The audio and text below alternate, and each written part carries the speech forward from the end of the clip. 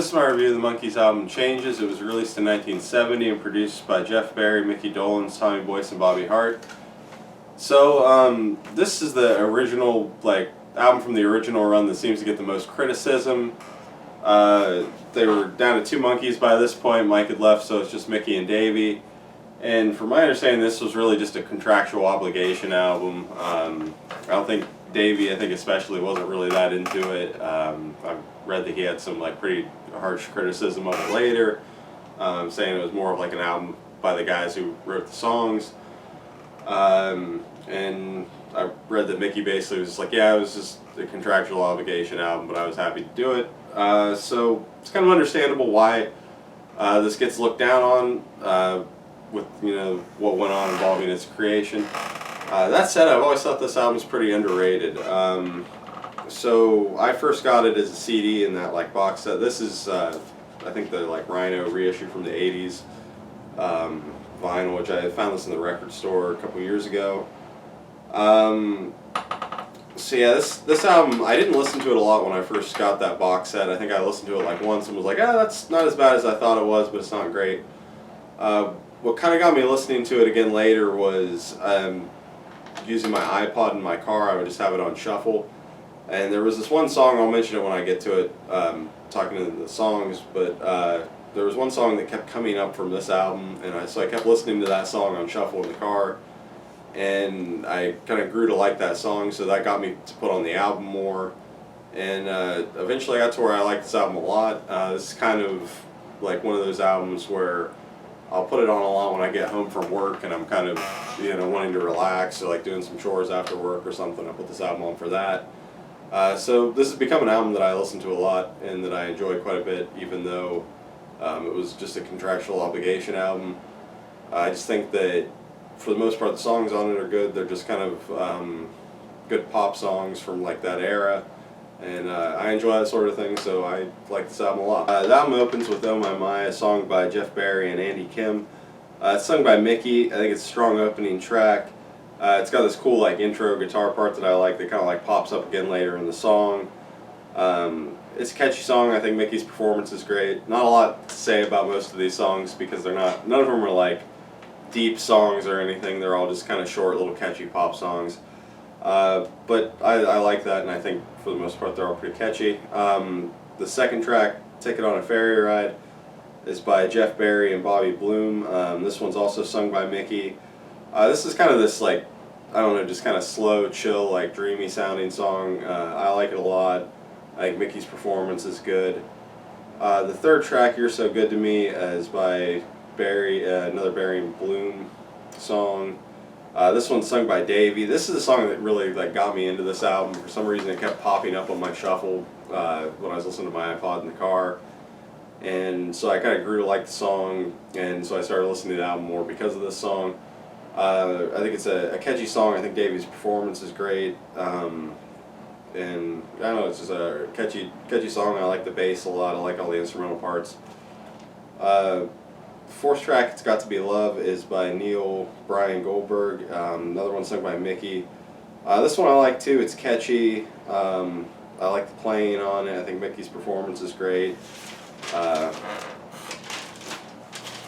The fifth track, Acapulco Sun, is by Ned Albright and Steve Souls, sung by Mickey. Another one I like, just kind of another chill sounding song, really catchy. I can see people being kind of annoyed by the high pitched backing vocals in it, but I don't mind them. I think Mickey's performance is good. There's this weird sound in it, towards the end, that sounds almost like tape hiss or something, that kind of pops up twice. I'm not sure what it is, but it's kind of weird. But I like that one a lot. Sixth track, 99 Pounds, is by Barry, and it's sung by Davey. This one's more of a rocker. Not too crazy about this song, not really. It's kind of just the song itself. I just don't find it that catchy. I like Davey's performance. I think all the instrumental stuff sounds good. But I'm just not really into the song. I just don't think it's that catchy. But at the same time, I don't mind it. The seventh track, Tell Me Love, is another song, another Barry song. This one's sung by Mickey as well. It starts out kind of quiet and then gets louder and then kind of gets quiet again. It's one of those songs.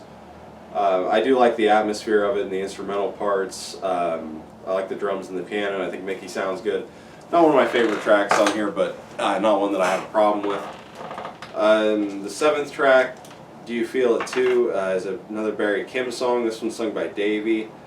I think the vocal part's pretty catchy. Davey's performance is good. I like the guitar and all the instrumental stuff a lot. So that's another one that I like, but it's not quite one of my favorites. I think like the first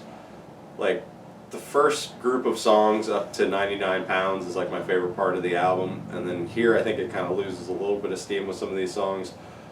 But like I said, I don't think they're bad.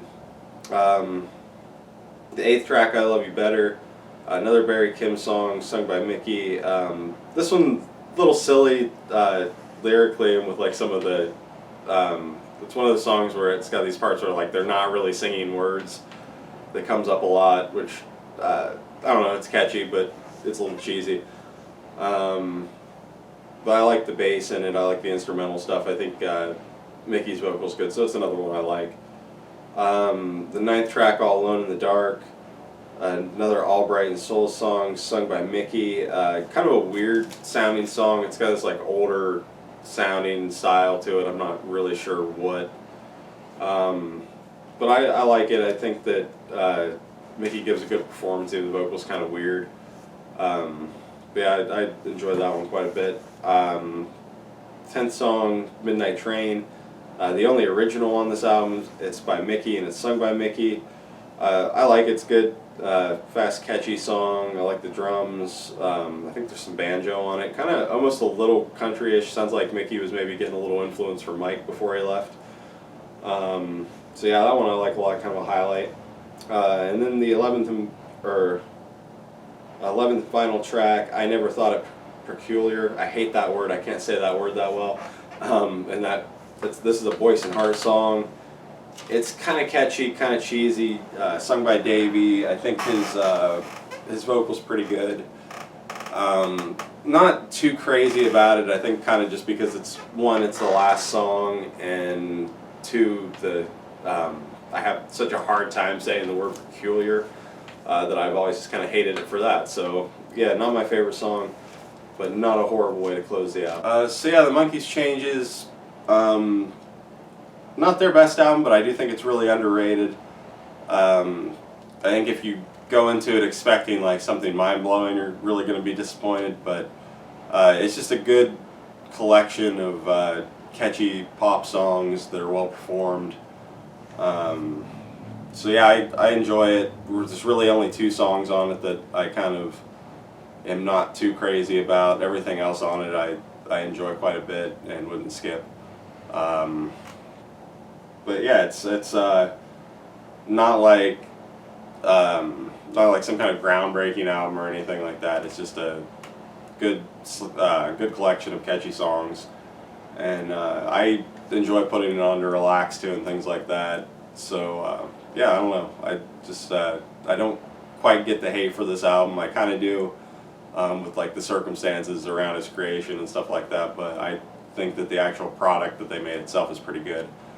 And so yeah, I recommend this one. I recommend checking it out. But like I said, don't expect anything like mind blowing. It's just a nice kind of relaxing collection of catchy songs.